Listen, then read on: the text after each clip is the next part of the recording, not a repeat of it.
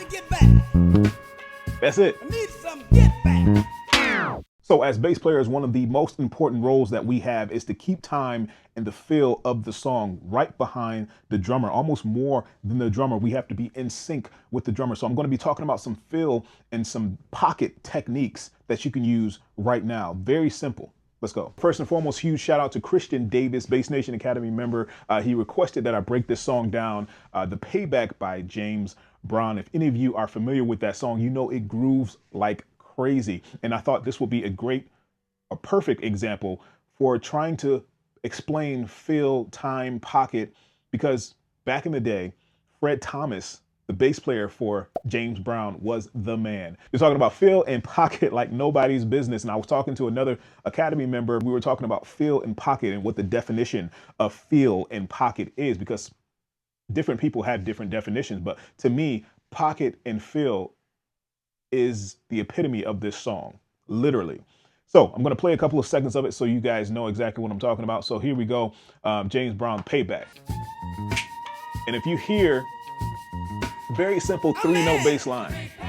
Very, very simple bass line. So what we're doing is we're just spelling out the 1, the 5, and the flat 7 in B flat. The thing about feel and time is the simplicity with this bass line.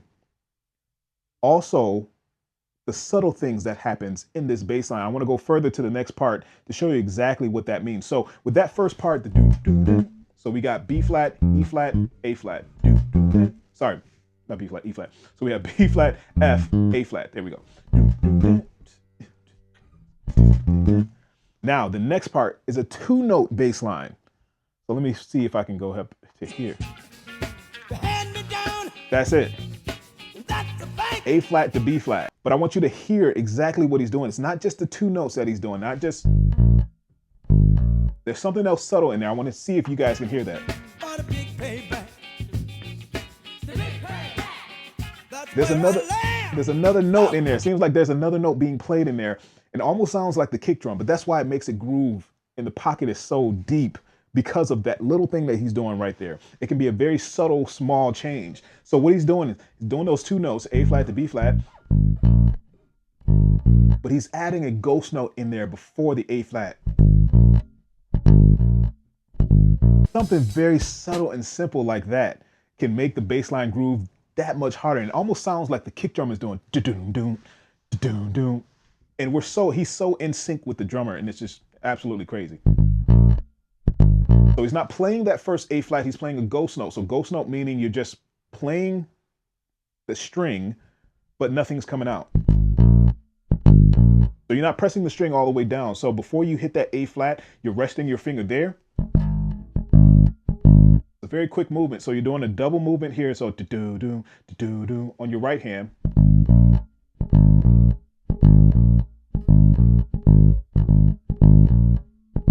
If you want to practice that back and forth. So the first note isn't coming out at all. It's just a thud. It's like a, it's just a space. That's literally what ghost notes are. Second element, he's also muting this. I'm not sure exactly how he's playing it, but there's several ways to mute this bass line, or to mute a bass line like this. So there can be 2 ways. Let me show you the first way. The first way, I'm sure the old school guys back in the day was doing this. Kind of muting it with your fretting hand. You see how my hand is actually placed down on the fretboard almost all the way? Just enough so the string cannot ring, like you're muffling the string, like you're muting the string. So you don't have your fingers all the way down, you're just right above the string, kind of hovering right above it so you don't get that ring. Very muted sound. You can also do it down here with your fretting hand, palm muting, using your index and your thumb, or just your thumb. So there's 2 different ways that you can do the palm muting movement. So we have 3 different elements, just the simplicity of it, the palm muting, and also the ghost notes. So we have 3 elements already, very, very small elements that will change this bass line. You have ghost note, no ghost note, The third time he does a ghost note again. But he could have easily kept playing that form, you know, throughout the entire measure. He could have kept that moving and kept playing through that fourth time, but he didn't. He let the song ring. He let the song breathe. The words and the lyrics are coming through because of that break. Left it open for the guitar player to do their thing. So you hear the whatever that guitar player is doing at the time. My sounds are terrible. But anyway, he left that space open so it just grooves that much more. You're anticipating that bass line to come back in. Doesn't matter how simple it is. Two-note bass line. Two-note bass line. So that's the other element, just the space. So you have first, what do we have before? We had the simplicity of the bass line, the ghost notes of the bass line, the muting of the bass line, and the space. 4 elements that can enhance a bass line just like that. He played the same thing through the entire song, but it grew so much, and that's what made a lot of James Brown music. The bass line, you can, you know, sing the bass line to almost any James Brown tune that you think of or that's popular. You'll hear the bass line.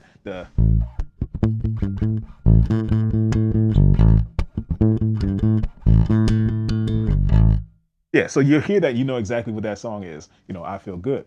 But that's what makes it that much more impactful, that much more powerful of a bass line. So I wanted to break this song down. There was really only 2 sections, so I broke that song down. So it was A flat to B flat, the second section, and then the first section was B flat, F, A flat, 3, 4, 1 and 2, 3, 4, 1 and 2, 3 and 4 and 1 and 2 and 3 and 4 and 1 and 2 and 3 and 4 and 1 and 2 and 3. The same thing with that first part of the bass line, with that muting. And a lot of bass players play with that, with a P bass or with the bridge pickup. So you get that warmer sound, the warmer tone. You don't want to play on the bridge pickup. You want to play here over the neck pickup if you have this type of configuration. But other than that, you want to make sure versus, see the difference? That's more bridge pickup. It doesn't really sound that similar. Now it gets a little bit more, you get that neck pickup sound and that tone once you play over the pickup as well. Versus completely different sound. All right, so you have to be careful with that too as well. But anyway, wanted to break that down. Thanks, Christian, for the request. It's a great song to practice and to listen to. James Brown, The Payback. Make sure your notes are coming out clean, clear, and precise. And remember all of the elements that we added, the 4 different elements that we added to add to your creation of a bass line. So check it out. If you guys are new here, or if you're not new here and you just haven't subscribed yet, make sure you hit that subscribe button. Also, the notification bell icon, hit that little bell. I hate missing notifications to channels that I'm subscribed to. So you want to hit that notification bell icon so you don't miss anything that I upload. And on top of that, if you like what you see and you get down with me, hit that thumbs up button. I would greatly appreciate it. It means the world to me that you guys are here spending your time learning and just jamming out with me. Peace.